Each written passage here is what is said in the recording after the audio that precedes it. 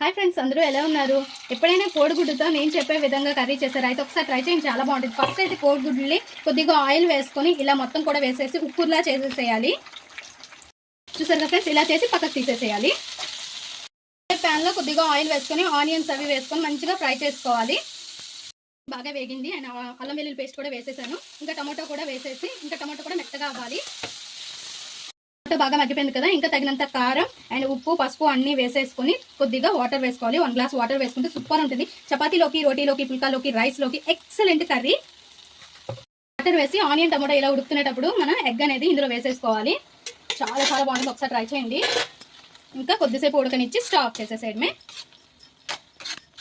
Egg curry ready అయింది. లాస్ట్లో కొద్దిగా కొత్తిమీర వేసుకుని ఒక బౌల్లోకి తీసేసుకుందాం.